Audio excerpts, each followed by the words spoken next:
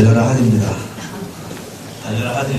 여러분, 달려라 한이 아시죠? 네, 아주 즐겁게 봤던 그 만화 영화의 제목이 달려라 한입니다. 달려라 한이는 온 국민에게 사랑받던 만화 영화의 제목인데, 내용이 어떤 내용이냐면, 여러분 잘 알겠지만, 엄마에 대한 그리움과 그 다음에 육상 선수의 꿈을 가지고 뭔가 어려움에도 불구하고 포기하지 않고 달려나가는 그런 소녀의 이야기입니다. 저는 이번에 졸업한 우리 학생들이 달려라 한이처럼 꿋꿋하게 또 경주하는 하나님의 사람이 되기를 바라는 마음으로 설교의 제목을 좀 재미있게 그렇게 정해보았습니다. 여러분들도 달려라 한이처럼 힘든 일이 있어도 어려운 일이 있어도 포기하지 말고, 누가 내 옆에서 시기하고 질투해도 그것에 연연하지 말고 하나님께서 나에게 주신 그 길, 내가 달려가야 될 그 길들을 끝까지 잘 달려가고 완주하는 여러분이 되시기를 바랍니다. 여러분, 인생은 오늘 본문에 보니까 인생은 달리기입니다. 경주입니다. 그것도 아주 오랫동안 달려야 되는 경주입니다. 앞으로 어떤 분들은 10년, 어떤 분들은 20년, 30년, 40년, 50년을 달려야 되는 경주입니다. 졸업을 했다고 하는 것은 경주의 한 지점을 통과한 것에 불과한 겁니다. 앞으로도 우리 졸업생들은 많은 지점들을 통과해야 됩니다. 사랑하는 또 졸업한 우리 학생 여러분, 그리고 성도 여러분, 여러분, 우리가 달려가야 될 인생의 경주, 또 세상의 경주에는 차이점이 있는 것 같아요. 제가 오늘 본문의 말씀을 보면서 우리 성경에 말하는 인생의 경주와 일반 사람들이 세상에서 말하는 경주와는 어떤 차이점이 있을까 생각을 해보았습니다. 첫째는 오랫동안 달려야 된다는 것입니다. 단기 레이스가 아니라는 거죠. 장기 레이스입니다. 그렇기 때문에 한 번 넘어졌다고 해서 또 두 번 넘어졌다고 해서 포기해서는 안 된다는 사실입니다. 다시 일어나면 됩니다. 다시 일어나서 달리면 된다는 사실입니다.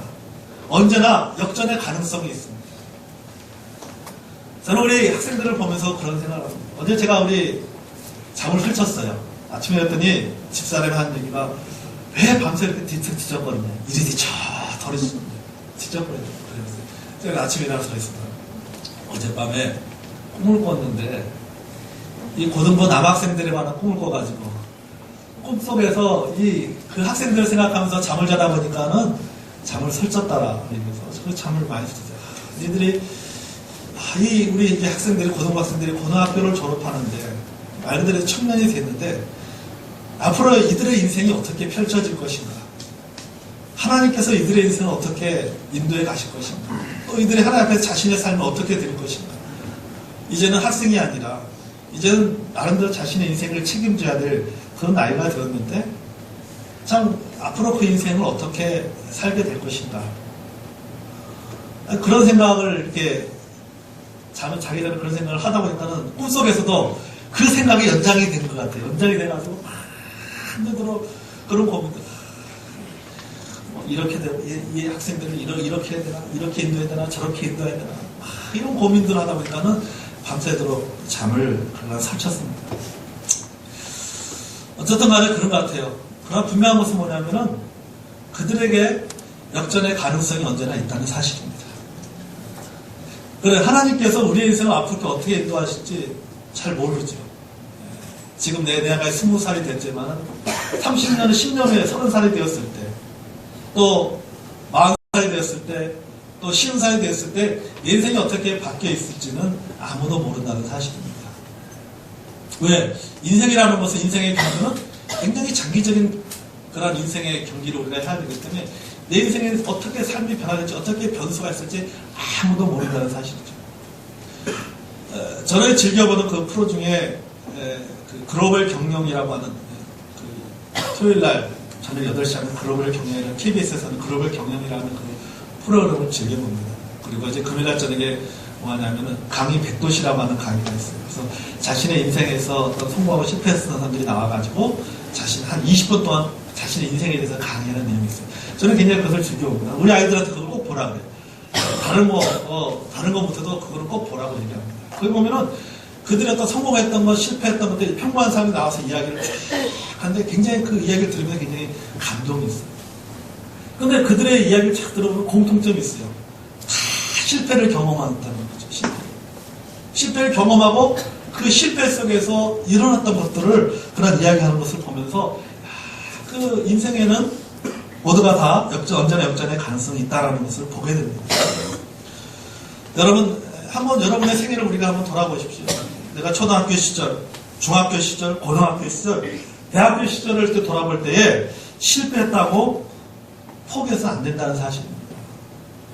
내가 초등학교 잘못 보낸 것 같아. 내가 중학교 생활을 잘못한 것 같아.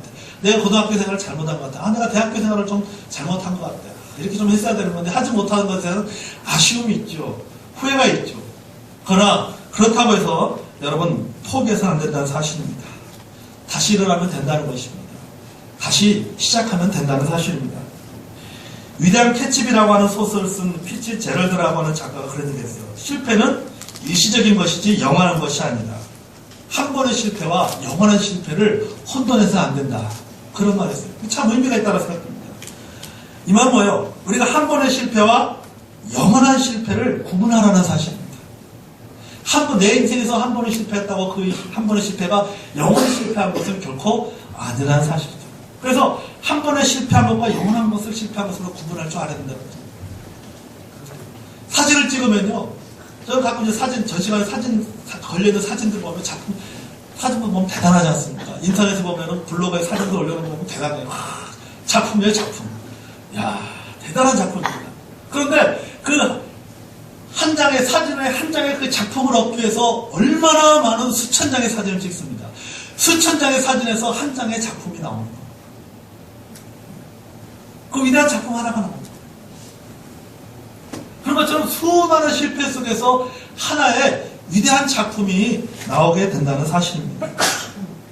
그러므로 여러분 우리가 한 번 실패했다고 해서 내 인생에 그것을 영원한 실패로 우리가 생각해서는 안 된다는 사실입니다. 이혜령 교수 그분에게는 아들이 하나 있어요. 이 아들이 뭐냐면 영화 감독이에요. 그 아들이 영화를 만들 때 이혜령 그 교수가 자기 아들에게 이런 얘기했습니다.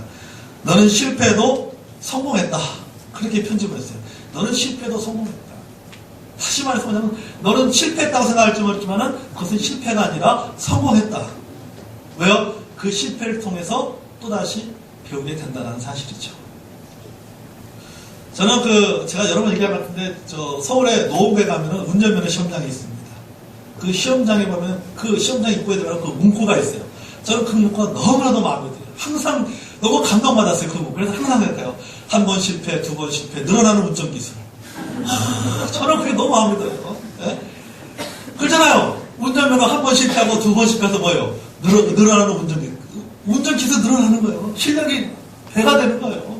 그러니까 실패했다고 낙심할 필요가 없다는 거죠. 운전면허 한 번 실패했다고 해서 낙심할 필요가 없어요. 또 도전하면 되는 거죠. 우리 인생도 이와 같다라고 생각합니다. 여러분 성공은 실패의 기초 위에서 세워지는 것입니다. 그래서 내가 실패했다고 해서 내가 원하는 만큼의 결과가 없다고 해서 우리가 주저앉지 않으시길 바랍니다. 다시 일어나시기 바랍니다. 포기하지 않기를 바랍니다. 신앙생활도 마찬가지라고 생각됩니다. 한 번, 두 번 넘어짐을 통해서 우리는 겸손을 배우게 됩니다. 내 교만한 마음이 꺾이게 됩니다. 그리고 다시 일어서서 우리가 성장하게 된다는 사실입니다. 의인은 7번 일어져도 뭐야? 8번 일어난다는 것입니다. 의인은 넘어져도 다시 일어나는 것입니다. 여러분 우리 신앙생활은 뭐예요? 오뚜기 신앙생활이란 말이죠. 우리가 넘어지고 일어나면서 누구를 닮아가는 거예요? 주님의 형상을 닮아가는 거예요. 여러분 신앙의 그래프를 한번 그려보십시오. 항상 우리 신앙의 그래프가 상승곡선이 아니에요. 올라가다가 넘어집니다. 내가 좀 신앙생활 잘하는 것 같다가 또 넘어집니다. 올라갔다 넘어지다 올라갔다 넘어지다 그래요. 근데 평균치를 따져보면 어떻습니까? 그 그래프는 항상 성장이에요. 항상 성장을 향해서 나가고 있어요. 무엇을 향해서요? 예수 그리스도의 형상을 닮아가게 된다는 것이죠. 우리는 잘 나갈 때도 예수 그리스도 형상을 닮아가게 되는 것이고 실패하고 넘어짐을 통해서도 우리는 예수 그리스도를 닮아가게 된다는 사실입니다. 신앙생활은 끊임없이 성공과 실패를 거듭하면서 우리의 신앙이 성장하는 것처럼 우리의 인생도 우리의 삶도 마찬가지라는 사실입니다. 예수님의 제자들도 처음에는 다 실패했던 사람들이에요. 그러나 그들은 결국 뭡니까? 그 실패를 통해서 능력 있는 예수님의 제자들이 될 수가 있었다는 사실이에요. 그러면 여러분, 실패했다고 해서, 좀 더디다고 해서 우리가 절망하고 낙심할 필요는 없다는 사실입니다. 둘째는 뭐냐면요, 세상의 경주에는 경쟁 상대가 있어요. 그래서 달리는 과정 중에 끊임없이 어떻습니까? 상대와 나를 비교를 해야 됩니다. 비교하면서 뛰게 됩니다. 그리고 세상의 경제는 뭡니까? 1등이 있고 2등이 있고 3등이 있습니다. 등수가 매겨집니다. 그러나 여러분, 우리가 믿음 안에서 우리 신앙생활 가운데 우리가 하는 경주에는, 우리의 경주에는 경쟁 상대가 없어요. 세상에는 경쟁 상대가 있지만은 여러분, 성경에서는 경쟁 상대가 없어요. 비교할 대상이 없다는 사실입니다. 그저 내게 주어진 그런 레이스, 내가 달려갈 길, 그 길을 달려가면 된다는 사실이에요. 그래서 사도 바울은 뭐라고 고백합니까? 나의 달려갈 길이라고 고백하는 거예요. 나의 달려갈 길. 하나님께서 나에게 주신 그 길을 우리가 달려가면 된다는 사실이에요. 세상은 1등을 따지고 2등을 따지고 3등을 따지지만은, 등수를 매기지만은, 하나님은 뭘 매길 것 같아요? 너의 인생이 1류냐 2류냐 3류냐. 여러분, 등과 류의 차이가 뭐예요? 등은 뭐예요? 등급이에요. 세상 사람들이 매기는 거예요. 상대와 비교해서 매기는 거예요.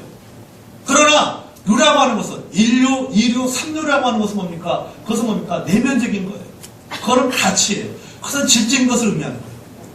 등수는 양적인 것을 의미한다면은 1류, 2류, 3류라고 하는 것은 질적인 것을 의미하는 거예요. 하나님이 원하시는 것은, 하나님이 보고 계시는 것은 뭐냐? 하나님은 세상 사람들이 말하는 등수를 보는 것, 1등이냐 2등이냐 3등을 보는 것이 아니라 하나님을 뭘 보시는 거예요? 하나님, 네 인생이 1류냐 2류냐 3류의 인생이냐, 그걸 보신다는 사실. 그러니까 우리의 인생이 3등, 세상 사람들 볼 때 3등 인생이라 할지 모르지만은, 하나님 보실 때 우리는 모두가 더 어떻게 됩니까? 1류 인생을 살아야 될 줄로 믿습니다. 내 인생은 3등일지 모르지만은 하나님 보실 때는 1류 인생을 살아야 돼요. 세상은 어차피 1등, 2등, 3등이 있을 수밖에 없어요. 1등부터 꼴등까지 있을 수밖에 없어요. 그러나 내 인생이 꼴등인 세상 사람들, 세상에서는 꼴등이라 할지라도 하나님 보실 때는 우리의 인생은 1류 인생이 되어야 된다는 사실이에요. 가치 있는 인생이 되어야 된다는 사실이에요. 하나님께서 나에게 맡겨주신, 내가 달려가야 될 그 길을 우리가 달려가야 될 줄로 믿습니다. 오직 나만이 달려갈 길이 있습니다. 그러므로 여러분, 다른 사람과 비교할 필요가 없어요. 여러분, 모차르트 하면 뭐 생각합니까? 음악의 천재잖아요. 모차르트는 음악의 천재성을 가지고 있는 사람입니다. 모차르트의 원수가 누구예요? 모차르트가 항상 경쟁했던 사람이 누굽니까? 누구예요? 살레르라고 하는 음악가예요. 모차르트는 태어날 때부터 음악의 천재로 태어난 사람이에요. 그런 반면에 모차르트의 그런 적수가 됐던 살레르라고 하는 이 음악가는, 이 사람은 자신의 끊임없이 노력으로 성공을 이루었던 사람이에요. 결국 뭡니까? 나중에 어떻습니까? 이 살레르가 모차르트를 질투하게 되잖아요. 자기는 노력을 해서 올라갔는데, 모차르트는 태어나면서부터 음악의 신동이었어요. 천재성을 가지고 그는 최고의 자를 오른 거예요. 그러니까 질투하게 된 거예요. 저는 그걸 보면서 뭘 느끼냐면, 여러분, 이 세상에는요, 천재성을 가진 사람이 있고 천재성이 없는 사람들이 있어요. 그러나 천재성이 있는 사람들은 별로 안 돼요. 우리는 어떤 존재냐? 살레르 같은 존재예요. 노력을 해서 이루어가야 될 존재예요. 그런데 나에게 천재성이 없는 데는 끊임없이 천재성을 갖고 있는 사람과 나를 비교하기 시작하면 어떻게 됩니까? 내 자신조차 내가 망가진 인생이 될 수밖에 없다는 사실이죠. 그러니까 살레르는 뭘 생각해요? 끊임없이 천재성을 가진 모차르트와 자신의 비교함을 통해서 뭡니까? 자신의 존재성을 상실해버린 거예요. 여러분, 누구나 다 천재성을 가질 수 없습니다. 그러나 누구나 다 존재성을 가질 수 있어요. 나는 나다. 나는 나다. 나는 나다. 내가 달려가야 될 길이 있다라고 하는 것이죠. 하나님께서 내게 주신 그 길, 우리가 그 길을 다른 사람의 천재성과 다른 사람의 성공과 비교할 필요가 없어요. 우리가 달려가야 될 그 믿음의 길을 우리가 달려가면 된다는 사실이에요. 그저 하나님께 내게 주신 능력과 은사에 따라서 내가 달려가야 될 그 길을 달려가면 된다는 사실입니다. 그것이 어떤 인생? 그게 바로 인류가 되는 인생이에요. 그것이 바로 가치가 있는 인생이에요.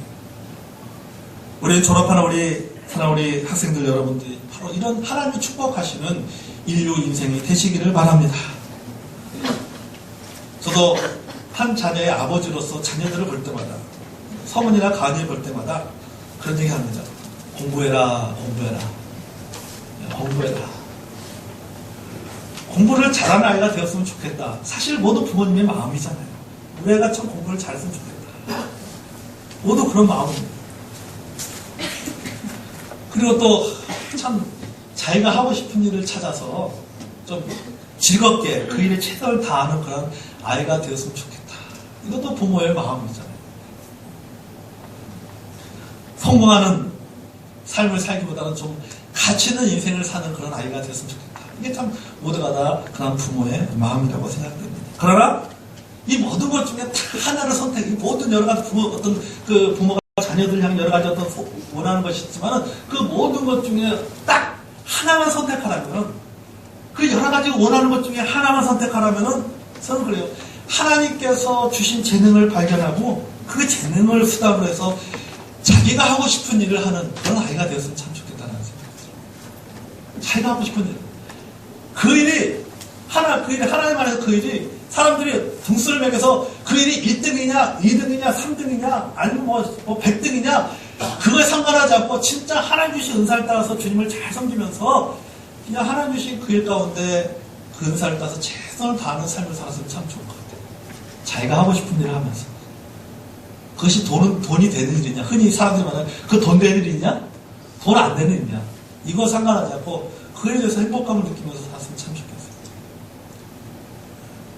그래서 그런 생각합니다. 이제 고등학교 올라가니까 자기 진로를 결정해야 되잖아요. 어느 목사님, 얼마 전에 목사님 왔는데 우리 아이가 큰 아이가 졸업하게 됐다. 그런데 그 아이는 앞으로 그 자식 꿈이 뭡니까? 꿈이 뭐라고 합니까? 아직 꿈이 없는 것 같아요. 근데 쭉 보니까, 그렇게 쭉 보니까는 좀, 문과나 이과냐. 근데 제가 볼 때는 이 이과 성향은 아니고, 철저하게 문과 성향이에요. 네, 문과 성향. 그리고 성향을 봤을 때, 성향 봤을 때, 제가 볼 때, 얘는 아무래도 성향을 봤을 때 좀, 사회복지나 이런 쪽으로 해야 될 것 같아요. 봉사하는 그런 쪽으로, 그런 여러 가지 성품이나 이런 걸 봤을 때 그게 딱 맞는 것 같아요. 이제 부모의 마음이죠. 어떻게 자기가 인생을 결정할지 모르겠지만은, 그런 항상 기도하면서 하는 건 하나님께서 하나님께 주신 은사를 발견해서 그 일들을 했으면 좋겠다는 그런 마음이죠. 여러분, 우리 인생은 장기 레이스입니다. 하나님께서 우리 각자에게 주신 달려갈 길이 있어요. 우리 자녀들에게도, 우리 부모들이 우리 자녀들에게 너는 이 길을 달려가야 할 것이 아니라 하나님께서 그 아이에게 주신 달려갈 길을 발견할 수 있도록 도와줘야 된다는 사실입니다. 그리고 그 길 가운데 그가 가장 행복하게 달려갈 수 있도록 도와주는 저와 여러분이 되기를 원합니다. 여러분, 우리의 인생은 장기 레이스입니다. 또 하나님께 우리 여러분에게 주신 달려갈 길이 있습니다. 자, 이 두 가지 사실을 전제로 모든 경주자가 가져야 될 공통적인 두 가지 요소가 있습니다. 첫째는 뭐냐면은 올바른 인생의 목적과 목표가 있어야 된다는 사실. 미국의 윌리엄 말스틴이라고 하는 심리학자가 1000명을 대상으로 무작위로 이 1000명을 대상으로 표본조사를 했습니다. 그러니까 설문조사인데 설문조사의 제목이 뭐냐면은 당신은 왜 사십니까? 하는 거죠. 인생의 목적을 분명히 알고 있습니까? 이런 질문이었어요. 당신은 왜 사십니까?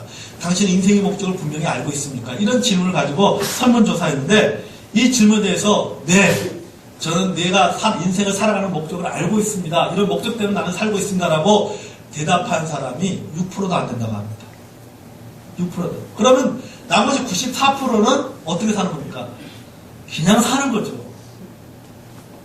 그냥 사는 거예요. 그냥 날마다 사는 겁니다. 의미 없이 사는 거예요. 왜 살고 있는지, 내가 무엇 때문에 오늘 여기에 존재하고 있는지 그 이유를 알지 못해요. 인생의 목적이 없어요.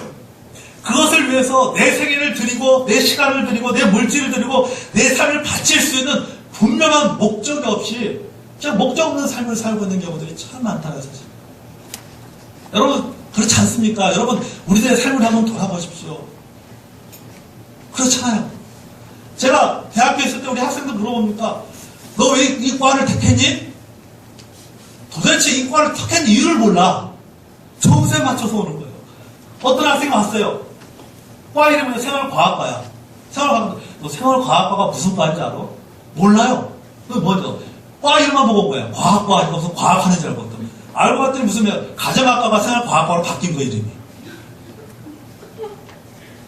그러니까 과학과라고 하니까는 뭡니까? 이게 무슨 과학하는 과인가 보다. 알고 봤더니 그게 그 생활과학과가 그 전에는 뭐냐면 가정학과라고 했었잖아요. 요새는 가정학과라는 게 없어요, 대학에. 이게 바뀐 거예요. 그러니까 전혀 이것을 공부하고 나면은 진로가 어떻게 되는지, 어떤 방향으로 나가야 되는지, 이런 게 없는 거예요. 이거 뭐, 점수에 맞춰서. 그러다 보니까는 그렇게 4년 동안 공부한 게 그거니까 어떻습니까? 대학을 졸업하고 진학할 때도 보면은, 사실 우리나라 보세요. 자기 전공대로 나가는 학생들 별로 없었잖아요. 공대 외에는. 그나마 공대생들은 그래도 자기 전공대로 나가는데, 경상계열이라도 인문계열 학생들 같은 경우는 자기 전공대로 나가는 학생들이 별로 없습니다. 심지어는 자연계열도 마찬가지 같아요. 생물학 전공해가지고, 뭐 다른 일 하고 있단 말이지. 보험일 하고 있고, 뭐 하고 있고, 막 이런 말이죠. 이게 여러분 우리 현실이에요. 그러니까 애초부터 왜 공부하는지 알지 못하는 거죠. 아이들도 보면은 목적이 없어요. 저도 물어봐요. 너 왜 공부하냐? 없어요. 그냥 공부한대. 그냥 공부한대. 공부를 하는데 공부하는 목적이 없습니까? 없어요. 그냥 공부하는 거예요. 남들이 하니까 하는 거예요. 남들이 대학 가니까 그냥 대학 가는 거예요. 어른들도 마찬가지잖아요. 우리는 어떻습니까? 우리가 직업을 갖고 일을 하는 목적이 없습니다. 사업을 하는 목적이 없습니다. 단순하게 그냥 부자가 되는 것, 그래서 편하게 사는 것, 그냥 그렇게 사는 것. 일반적인 어떤 목적만 있지 진짜 영적인 가치 있는 그런 목적들이 없는 것을 보여요. 여러분 무슨 일을 하든지 목표와 방향이 중요하다는 사실입니다. 아무리 열심히 달려도 방향이 틀리면 실패할 수밖에 없어요. 여러분 우리 인생도 마찬가지입니다. 무턱대고 열심히 사는 게 대수가 아니라는 것입니다. 올바른 방향과 목표가 있어야 된다는 사실입니다. 여러분 성경에 보면은 사도 바울을 보십시오. 사도 바울이 얼마나 열심히 살았던 사람입니까? 그런 좋은 조건을 가지고 있어도 굉장히 열심히 살았다고 얘기합니다. 빌립보서 3장에 보면 그가 뭐라고 고백합니까? 난 율법에 흠이 없는 자라고 말합니다. 8일 만에 할례를 받았다고. 누구보다 열심으로 신앙생활 했던 사람이라고 말합니다. 굉장히 열심히 있던 사람이 사도 바울이었어요. 그러나 사도 바울은 열심히 있었지만 뭐가 잘못됐습니까? 예수님이 알기 전에 그 방향이 잘못됐어요. 그 방향이 잘못됐어요. 그러나 그가 예수님을 만나고 나서 어떻습니까? 그의 인생의 방향이 올바른 방향으로 바뀌니까는 그가 가지고 있던 열심히 오히려 시너지 효과를 발휘했던 것을 우리가 성경을 통해서 잘 알고 있잖아요. 열심히 사는 것도 중요하지만 열심히 사는 것보다 더 중요한 것은 뭐냐면 우리가 올바른 방향으로 사는 것이 더 중요하다는 사실입니다. 오늘 본문에 보십시오. 본문 24절에서 26절을 보면은 운동장에서 다름질하는 자들이 다 달릴지라도 오직 상을 받는 사람은 한 사람인 줄 너희가 알지 못하느냐. 너희도 상을 받도록 이와 같이 다름질하라. 26절에 보면 그러므로 나는 다름질하기를 향방 없는 것 같이 아니하고 싸우기를 허공을 치는 것 같이 아니하며 그렇게 말씀하고 있습니다. 여기 향방이라는 것은 목표를 가리킵니다. 여러분 경제에서 가장 중요한 것은 목표입니다. 말하자면 결승점이죠. 목표가 없으면 아무리 잘 달려도 소용이 없습니다. 아예 달리지 못하고 중도에 포기할 수도 있습니다. 허공을 치는 것은 뭡니까? 권투 선수가 펀치를 날리는 것은 뭐냐입니다. 가격 목표가 없이 쓸데없이 여러분 주먹을 날리면 어떻습니까? 힘만 소비하는 것입니다. 헛수고하는 것입니다. 여러분 성경에 보십시오. 우리 구약에 보면 솔로몬 어떻습니까? 솔로몬 왕은 누구보다도 많은 일을 열심히 했던 사람입니다. 그래서 열심히 일을 많이 했지만은 나중에 보니까 뭐예요? 다 헛수고였다고 고백해요. 전도서 2장 11절에 보면 그가 이렇게 얘기합니다. 그 후에 내가 생각해 본즉 내 손으로 한 모든 일과 내가 수고한 모든 것이 다 헛되어 바람을 잡는 것이며 해 아래서 무익한 것이로다. 그렇게 내가 열심히 한다고 했는데 열심히 산다고 살았는데 뒤돌아서 보니까는 다 무익한 것이었다. 의미가 없는 것이었다. 다 일어나고 보니까 여러분 언제 우리 인생에 우리가 인생의 마지막에 섰을 때 뭘 느낍니까? 모든 사람이 후회하는 것이 아니었어요. 내가 그렇게 했을 필요가 없는데. 이제 내가 뭐 이렇게까지 해야 됐어. 해야 돼. 여러분 톨스토이가 쓴 그 단편집 중에 이런 책이 있어요. 사람은 평생 또 얼마만큼의 땅을 가지는가. 그런 단편 소설이 있어요. 그 소설에 보면요, 결국 결론이 그거예요. 한 평이라고 나와요. 그 한 평이 뭡니까? 자기가 죽을 때 들어가는 무덤자리. 평생 동안 열심히 살았는데 결국 자기한테 돌아오는 거는 얼마만큼의 땅을 차지했는가 보니까는 자기 그 관이 들어갈 고가 하나가 고가 하나.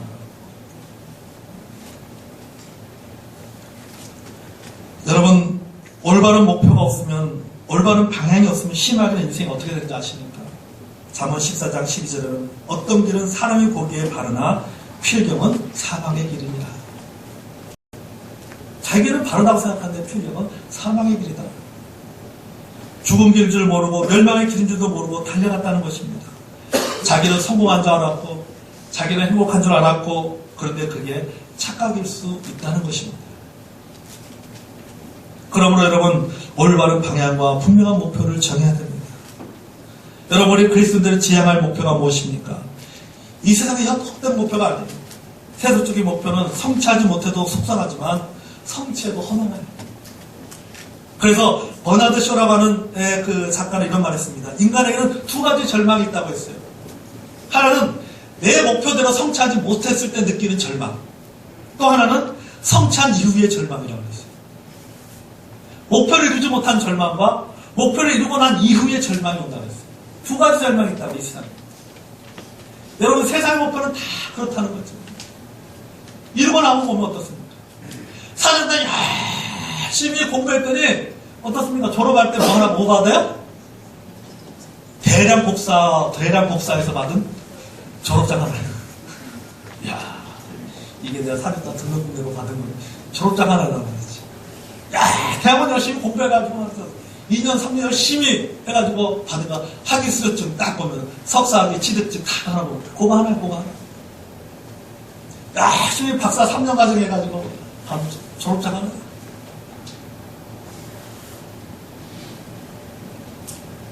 여러분 우리가 지향해야 될 목표는 영원한 하늘나라를 향한 목표를 줄로 믿습니다. 세상의 목표는 다 헛됩니다. 그렇다고 여러분 세상의 목표를 우리가 갖추지 말라는 것이 아니라 그것을 어떤 버리라는 의미가 아닙니다. 그러나 여러분 우리가 뭐에 더 가치 있는 것인가? 우리가 영적인 목표에 가치 있는 줄로 믿습니다. 여러분 주보에 보면 어떻습니까? 주보에 보면은 그 속지에 보면은 칼럼 중에 그 지미 카터 대통령 이야기가 나오죠. 그렇죠? 지미 카터 대통령에 대해서 말하기 뭐라고 얘기합니까? 타임즈에서 지미 카터 대통령의 활동을 소개하면서 의미 있는 기사를 썼다 그랬잖아요. 무슨 말이라고요? 백악관을 디딤돌로 생각했던 유일한 대통령이다. 그에게 목표는 대통령이 아니었어요. 그는 하나님의 나라를 실현하기 위해서 무엇을 디딤돌로 삼은 거예요? 백악관을 디딤돌로 삼은 거예요. 동아방설예술대학교의 서빈날의 교수가 있습니다. 얼마 전에 우리 동계연합수련 때 와서 특성을 했어요. 그 서빈날의 교수하고 제가 개인적으로 만났어요. 만나서 이렇게 같이 교제하면서 이제 참 우리 교회 한번 와서 이 자매는 미국 버클리 음대 나왔어요. 목사님의 딸이에요. 시골교회 목사님의 딸이에요. 미국 버클리에서 음대에서 실용음악을 전공했어요. 근데 그의 꿈은 뭐였습니까? 자기가 이 실용음악을 전공해가지고 자기의 꿈은 뭐냐면 CCM 가수가 되는 것이 자신의 꿈이었어요. 꿈이었는데 어느 날 수련회에 참석해서 바뀐 거예요. 자신의 꿈은 자신의 목적 하나님의 영광을 위해서 찬양을 통해 하나님의 영광을 위한 것이 목적이었지만 그걸 이루는 방법을 바꿨어요. 그 전에는 그는 오로지 자기가 나는 CCM 가수 활동을 해서 하나님 앞에 그것을 영광을 돌리려고 했는데 수련을 통해서 말씀을 들으면서 그 인생이 바뀐 거예요. 목표가 바뀐 거예요. 목적이 바뀐 것이 방향이 바뀐 것이 아니라 목표가 바뀌어버렸어요. 싱어송라이터로 바뀌었어요. 작곡가로 바꾼 거예요. 그래서 뭐냐면 대중음악을 작곡가로 바꿔요. 그래서 서민날의 자매가 작곡한 곡이 참 많아요. 거미노래, 휘성, 또 옥주현, 아이비 이런 곡들은 많이 유명해졌어요. 뭐 조건이라든지 또 여러 우리 유명한 그런 가수들, 그리고 우리가 말하는 그 유명한 가수들, 아이돌 가수든지 어떤 그런 이런 솔로 그 가수들의 또 보컬 트레이너도 하고 굉장히 많은 일들이 있어요. 그래서 그런 것들을 디딤돌로 해서 하나님을 찬양하는 거예요. 이제는 CCM으로 찬양하는 거예요. 그것이 디딤돌이 된 거예요. 그래서 대학 교수가 되어지고 또 그것을 통해서 하나님 앞에 자신의 인생을 영광을 돌리게 되는 그런 인생이 되었습니다. 그건 어떻습니까? 세상의 명성이 그것이 자신의 인생의 목적이 아니었어요. 그것은 하나의 뭐가 있어요? 디딤돌로 한번 삼기를 원했던 사실이에요. 여러분, 우리가 세상에 성공을 위한 여러 목적 정하는 거 참 좋습니다. 목표를 정하는 거 참 좋습니다. 부자가 되는 목표 참 좋습니다. 성공하는 목표 참 좋습니다. 여러분, 그것이 하나님의 영광을 드러내기 위한 디딤돌이 되는 저 여러분이 되기를 원합니다. 여러분, 우리가 지어야 될 영원한 한나라를 향한 목표는 무엇입니까? 바울은 빌립보 3장 14절 이렇게 밝힙니다. 표대를 향하여 그리스도 예수 안에서 하나님이 위에서 부르신 부름의 상을 위하여 달려가노라. 우리의 목표는 무엇보다도 하나님으로부터 상을 받는 것입니다. 바울은 이러한 인생의 목표가 분명했습니다. 바울 시대에 우승자들이 받는 것은 뭡니까? 월계가 아니었어요, 월계. 올림픽에서 우승하면 월계를 받습니다. 근데 이 월계가 어떻습니까? 시간이 지나면은 시들시들해져요. 다 썩어서 없어져 버립니다. 세상에서 받는 상은 다 시간 지나면 없어져 버린다는 거예요. 그래서 썩을 면류관이라고 얘기합니다. 여러분, 우리의 목표는 썩지 않는 면류관이어야 될 줄로 믿습니다. 영원한 하늘나라의 면류관. 그러니까 뭡니까? 우리가 인생의 올바른 목표, 분명한 목표는 영원한 것이어야 된다는 사실이에요. 예수 믿고 영생 얻어서 우리가 천국에 들어가고 장차 주님 앞에서 섰을 때 우리가 하늘의 상을 받게 되는데 그 상은 썩지 않은 영원한 영광의 면류관이 될 줄로 믿습니다. 여러분, 저는 보세요. 영광의 면류관을 생각해 보니까요. 영광의 면류관. 이 영광의 면류관은 것은, 이 영광의 면류라는 것은 어떻습니까? 영광이라는 것은 눈에 보이는 것이 아니잖아요. 그죠? 눈에 보이는 것이 아닙니다. 근데 눈에 보이지 않지 않은 뭐가 있는 거예요? 가치가 있는 거예요. 굉장히 가치가 있는 거예요. 영광의 면류관이라는 것은 시간이 지나도 사람들이 기억하는 거예요. 기억하는 상금입니다. 올림픽에서 받는 금메달은 어떻습니까? 그 올림픽 기간에만 반짝 사람들에게 사람들이 관심이 받지, 시간이 지나면 다 잊어버리잖아요. 그죠? 여러분 기억합니까? 누가 금메달 받고 지금 어떻게 살고 있는지 알고 있어요? 모르잖아 말이에요. 금메달 따면은 TV 광고에도 나오고 막 하다가 어느 순간 싹 사라져버려요. 그 사람이 좀 뭐 하는지도 몰라요. 그러나 영광의 면류관은 어떻습니까? 보이지 않지만 그러나 사람들이 항상 그를 기억합니다. 그게 가치 있는 면류관. 여러분, 우리가 받아야 될 면류관은 바로 영광의 면류관이 될 줄 믿습니다. 우리의 인생 목표가 이런 면류관이 되어야 된다는 사실이에요. 가치 있는 면류관.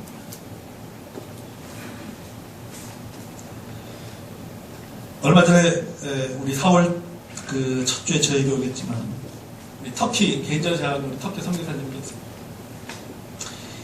이 선교사님이하고 이분은 이제 외대를 나와가지고 직장생활 하다가 1년 전에 근무하다 하나님 앞에 자기 선교사로 헌신했어요. 그래서 지금 터키에서 선교해요.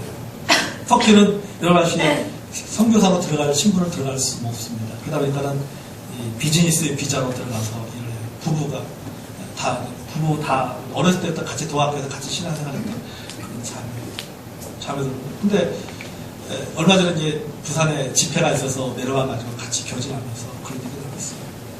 왜냐면은 이게 나면서 이제 인터콤이라고 하는 그 선교단체에서 사역하는 선교사님인데 그 인터콤이라는 데가 비전스쿨이라고 했어요. 이 비전스쿨이라는 것이 있습니다. 이 비전스쿨이라는 것은 뭐냐면은 주중에 일주일에 한 번씩 12주 과정으로 선교사 훈련을 받는 거예요. 일주일에 한 번 선교사 받아가지고 이 12주 훈련을 마치면은 그 다음에 뭐냐면은 학생들 같은 경우는 방학이 딱 돼요. 그러면 단기 선교를 떠나요. 한 달 동안 단기선을 보내거든요. 주로 중동으로 보냅니다. 이란, 이라크, 터키 이런 데로, 파키스탄 이런 데로 보내요. 그럼 선교사를 딸려 보내는데 그 사람 혼자 달랑 보내요. 그럼 한 달 동안 와요. 한 달 동안 단기 선교를 하고 들어와요. 그걸 제가 영지대학교 있을 때 해마다 학생들을 보냈어요. 비전 스쿨에. 보내고 나오면은 또 중동으로 보냈어요. 근데 놀랍게는요, 그 비전 스쿨을 마친 학생들 중에서 4명이 지금 다 선교사로 나가 있어요. 다 중동 지방 선교사로 나가 있어요. 그 선교사가 그 얘기를 나누면서 그런 얘기 났습니다. 그들이 저에게 있어서 영광이 멸류관입니다. 그게 제게 뭐예요? 여러분, 우리 인생에서 썩지 않은 영원한 상급, 영광의 멸류관을 바라보면서 인생의 올바른 목표를 정하고 인생의 올바른 목적을 가지고 살아가는 저와 여러분이 되길 주님의 이름으로 축원합니다. 여러분, 둘째는 뭡니까? 절제입니다. 절제. 올바른 방향과 목표를 가져야 되고, 둘째는 절제라는 사실입니다. 본문 25절에 보면 이렇게 말씀하고 있어요. 25절 같이 한번 읽어볼까요? 자, 시작. 이기기를 다투는 자마다 모든 일에 절제하라니 그들은 썩을 승리한 자의 관을 얻고자 하되 우리는 썩지 아니할 것을 얻고자 하노라. 여기 보십시오. 이기기를 다투는 자마다 모든 일에 절제한다. 이 절제라는 말을 우리말 사전에서 찾아보면요, 정도에 넘지 않도록 알맞게 조절하여 제한함, 이렇게 표현하고 있습니다. 그리고 영어 성경에 보면 이 절제를 가르쳐서 셀프 컨트롤이라고 얘기합니다. 자기 절제다. 그러니까 자제라고 번역하는 거죠. 자기를 통제한다는 뜻입니다. 다른 말로 표현하면 저는 그래요. 자기를 통제한다, 절제한다는 말을 다른 말로 표현하면 좀 즐거움을 유보하는 것이다. 즐거움을, 내가 지금 누릴 수 있는 즐거움을 뒤로 미루어 놓는 그것이 바로 절제라는 사실입니다. 그리고 뭘 먼저 맛보는 것이냐? 고통을 먼저 맛보는 겁니다. 즐거움을 유보하고 고통을 먼저 맛보는 것이 그것이 뭐냐? 그것이 바로 절제라는 것입니다. 술과 담배의 즐거움보다는 참는 고통을 먼저 맛보는 거예요. 좀 더 자고 싶은 즐거움이 있지만 의식적으로 일어나는 고통을 먼저 맛보는 것입니다. 노는 즐거움보다는 공부하는 즐거움을 맛보는 것입니다. TV를 보는 즐거움, 인터넷을 하는 즐거움보다도 지루하지만은 때로는 이해가 되지 않지만은 먼저 성경을 읽는 경건한 고통을 맛보는 거예요. 이게 뭐예요? 이게 절제예요. 이게 절제. 고통을 먼저 맛보는 거예요. 그럼 반대로 고통을 뒤로 하고 즐거움 먼저 맛보는 것이 뭡니까? 이게 방탕이에요. 이게 방탕. 즐거움을 유보하고 고통을 먼저 맛보는 것이 절제고, 반대로 고통을 뒤로 하고 즐거움을 먼저 맛보는 것이 방탕이에요. 나는 우리 학생들이 고통을 먼저 맛보는 학생들이 되시기를 바랍니다. 즐거움을 좀 뒤로 유보하세요. 여러분, 우리가 인생을 잘 살고 싶습니까? 의미있게 살고 싶고, 발전 있는 학교 생활을 하고 싶고, 여러분 직장 생활을 하고 싶습니까? 그렇다면 여러분 고통과 어려움을 먼저 겪고, 나중에 즐거움과 보상과 대가를 누려야 될 줄로 믿습니다. 고통을 먼저 맛보시고, 특별히 우리 학생들도 마찬가지예요. 여러분 고통을 먼저 맛보시기 바랍니다. 즐거움을 뒤로 유보하세요. 여러분, 우리가 그러기 위해서 우리가 반드시 해야 될 일이 하나 있어요. 내가 고통을 먼저 맛보겠어. 내가 절제하기 위해서는 어떻게 해야 될 것인가? 반드시 해야 될 일이 하나 있는데, 바로 뭐냐면 사전 의사결정이라고 하는 거예요. 사전 의사결정. 다시 말해서 사전 내가 결정을 내리는 거예요. 결심하는 겁니다. 결심하는 거예요. 내가 이렇게 살겠다라고 하는 결심이 분명히 있어야 된다는 사실이죠.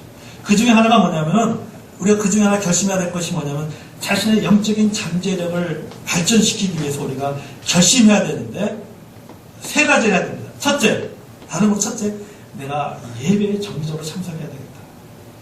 예배에 정기적으로 참석해야 되겠다. 두 번째 뭐냐면은, 매일 성경 읽기와 기도의 시간을 갖는다. 셋째, 봉사와 사역을 통해 내가 성도들과 교제해야 되겠다. 이 3가지를 결심해야 돼요. 그래야지 내가 영적으로 성장할 수 있다는 거죠. 그런데 본인 스스로가 이 3가지를 할 수가 없다면 어떻게 될까요?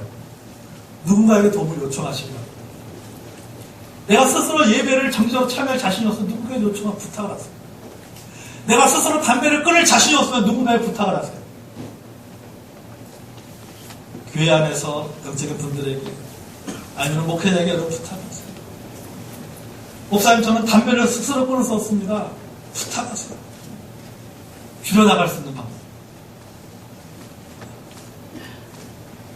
그렇게 하면 여러분, 내가 결심을 지킬 수 없다면 누군가의 도움을 받으라는 사실입니다. 다시 말해서 책임감을 이용하는 거예요. 내가 말에 대한 책임을 질 수 있도록 그 책임감을 이용하라는 것입니다. 그래서 어떤 분은 이 절제라는 단어 속에는 세 가지 의미가 있어요. 즐거움의 유보, 그 다음에 사전 의사결정, 결심하는 거, 그 다음에 책임감, 이 세 가지. 내가 고통을 먼저 맛보는 것이고, 그 다음에 내가 스스로 결심하는 것이고, 내가 결심한 건 스스로 내가 실천할 수 없다라는 그 실천할 만한 그런 나의 의지가 부족하다고 했을 때는 내가 내 말의 책임을 지기 위해서 누군가에게 그것을 이야기해서 그가 도와줄 수 있도록, 그를 내가 할 수 있도록 도와줄 수 있는 누군가에게 부탁을 하는 거죠. 이 세 가지가 있어야지 실천할 수 있다는 사실이에요. 본문 27절에 보십니다. 뭐라고 말합니까? 내가 내 몸을 쳐 복종하게 하는 것이라고 말하고 있습니다. 이 말의 원래 의미는 노예를 기들인다는 거예요. 노예를 기들인다. 그러니까 뭐예요? 내 몸과 마음을 내가 기들여야 된다는 사실. 다른 말은 뭐예요? 훈련이 필요하다는 거죠. 훈련해야 된다는 거죠. 끊임없이 훈련해야 됩니다. 그래야지 뭐예요? 인생의 경주를 완주할 수 있다는 사실. 훈련. 우리의 신앙생활도 마찬가지예요. 훈련해야 돼요. 훈련해야지 여러분 신앙생활에서 자유로울 수 있어요.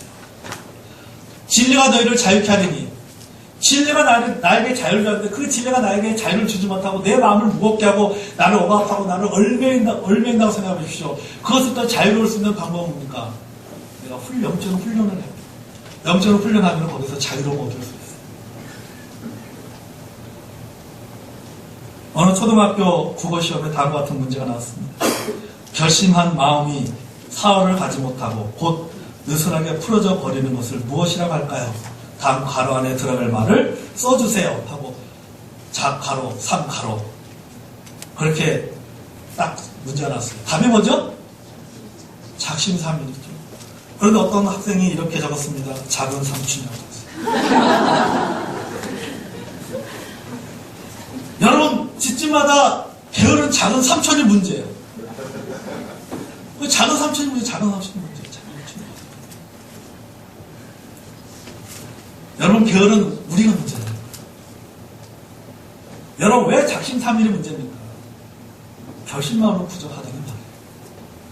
올해 성경 그래 내 생애의 일도 내가 위대한 다독이 한번 도전해봐야지. 열심히 여러분 시작했을 겁니다. 근데 작심삼일이라고 이게 창세기를 넘기가 힘들고 말이죠. 창세기 출애굽기 잘 넘어가는데 레위기에서 한번 다 발목이 잡힌단 말이죠. 레위기에서 막 때문에 이 말이 왜 뭐 그게 나하고 무슨 상관인지 맥귀비시고 뭐가 그렇게 그게 나하고 무슨 상관이야. 와 걸립니다. 여러분 결심만으로 부족하다는 말입니다. 결심했다고 이루어지는 것이 아니에요. 뭐 해야 돼요? 연습해야 된다는 사실. 훈련해야 됩니다. 며칠 실천하지 못했다더라도 실망하지 않고 다시 계속하는 것입니다. 이것이 훈련이에요.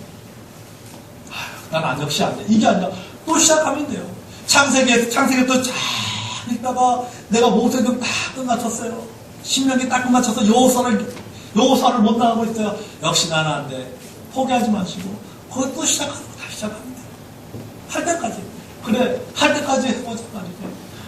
하는 거예요. 누구 말대로 들어요. 작심삼일이면 3일에 한 번씩 작심하면 된다고. 포기 안 하고 이게 아니라 또 해보는 거예요. 또 도전하고 또 하고 또 하고 또 하고. 그게 뭡니까? 그게 바로 연습이고 그게 바로 훈련이에요. 담배 끊는 것도 말이에요. 담배 끊는 사람은 지독한 사람들이라고 해요. 그렇죠? 상종 못할 사람들이 담배 끊는 사람이죠. 그만큼 담배를 끊기가 힘들다고 하잖아요. 힘든 건 사실 어떻습니까? 그래서 나는 안 돼. 이게 아니라 어떻습니까? 끊어야 될 거예요. 끊기 연습 결단하고 하다가 또 안 되면은 포기하면 내년 난 역시 안 돼. 내년에 다시 시작하지. 이게 아니라 또 하는 거예요. 달 때까지 하는 거예요. 하다가 포기하지 말고 하다가 안 되면 또 실패하고 다시 거기 또 시작하고 또 그 다음 어느 순간 어떻습니까? 끊어지게 된다는 사실이에요. 저희 아버님이 술을 참 좋아하셨어요. 그래서 항상 그랬어요. 술을 먹어서 없애자. 이 사람 모든 술을 없애기 위해서 먹어야 된다. 그래서 다 술을 끊어야지. 술을 끊어야지. 결국 술을 못 끊었어요. 하다가 끊다가 안 되니까 결국 어떻습니까? 내년부터 다시 해야지. 그래. 안 되는 거예요. 이렇게 하는 거예요. 거의 실패하면 그 자리에서 또 다시 시작하는 거예요. 여러분, 이것이 훈련이라는 사실입니다. 오늘까지 쉬고 내일부터 하겠다는 생각하지 마시기 바랍니다. 공부 못한 학생들의 특징이 뭐예요? 도서관 딱 가요. 자리 딱 잡아. 스케줄 딱 잡아, 공부 스케줄. 그래, 오늘까지 열심히 놀고 내일부터 열심히 공부하자. 그러잖아요. 내일 또 공부합니까? 안 해요. 안 해요. 내일 공부 안 합니다. 오늘 공부 안 하면 내일 공부 안 해요. 내일부터 하겠다는 생각 하지 말고 뭐예요? 오늘부터 하겠다고 생각해야 돼요. 오늘부터 하겠다. 내년부터 하겠다라고 생각하지 말고 뭐예요? 내가 오늘부터 하겠다 말이지. 내가 내년부터 하면 다시 열심히 있겠다. 그런 게 아니라 내가 다시 성경을 읽겠다 말이지. 다시 내가 기도하겠다 말이지. 내가 다시 공부하겠다 말이지. 내일부터가 아니라 오늘 조금이라도 한번 해보는 것이 중요하다는 사실이에요. 그럴 때 그 일들을 이룰 수 있고 인생의 경주에서 끝까지 완주하게 될 줄로 믿습니다. 사랑하는 우리 성도 여러분, 또 우리 졸업하는 우리 학생 여러분, 인생의 경주를 끝까지 달리는 저 여러분이 되길 원합니다. 우리가 올바른 인생의 목적을 가지고 목표를 가지고 그리고 우리가 우리의 삶을 절제를 실천하면서 우리 앞에 놓인 믿음의 경주를 끝까지 완주하는 저와 여러분이 되기를 바랍니다. 만화 영화에 나오는 누구처럼? 달려라 하니처럼, 울지 말고 끝까지 달려가는 캔디처럼. 그죠? 캔디 노래 가사 얼마나 좋습니까? 캔디 가사 노래 얼마나 좋아요. 하니처럼 캔디처럼 여러분 울지 말고 포기하지 말고 하나님께서 나에게 주신 그 인생의 길을 끝까지 달려가시고 다른 사람과 비교하지 마시고 또 뭡니까? 우리 부모하고도 우리 부모님 왜 우리 부모님하고도 비교할 필요도 없고 말이지. 여러분 어제 보니까 내 딸 서영에서 뭐라고 말해요?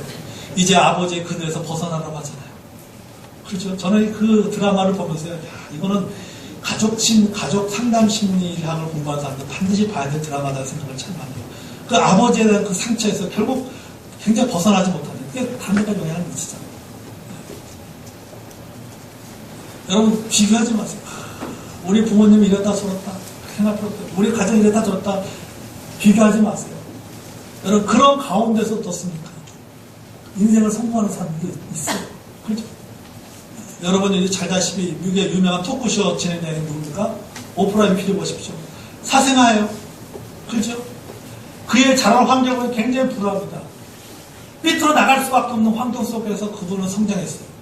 그럼 어떻습니까? 그의 말 한마디로 주가가 오르락내리락 할 정도로 전 세계에 영향력 있는 그런 사람이 되었습니다. 그러니까 환경 핑계댈 필요 없다는 거예요. 환경 핑계대고 뭐요? 내가 잘하면 돼. 내가 바로 쓰지 않으면 아무리 좋은 환경 속에 들어가도 결국 어떻습니까? 이게 가르치고 거기서 성공할 수 없어요. 환경이 중요한 것이 아니라 중요한 것은 뭡니까? 우리의 마음이 중요하다는 거예요. 우리의 태도가 중요하다. 그래서 여러분, 하나님께서 나에게 주신 내가 달려갈 그 길, 다른 사람과 비교하지 말고 내가 하나님께 내게 달려갈 길을 여러분 그 올바른 인생의 목적과 방향을 가지고 절제하면서 끝까지 잘 달려서 하나님 주신 모든 영광의 면류관을 받아 누리는 자 여러분이 되기를 주님의 이름으로 축원합니다. 자, 우리 기도하겠습니다.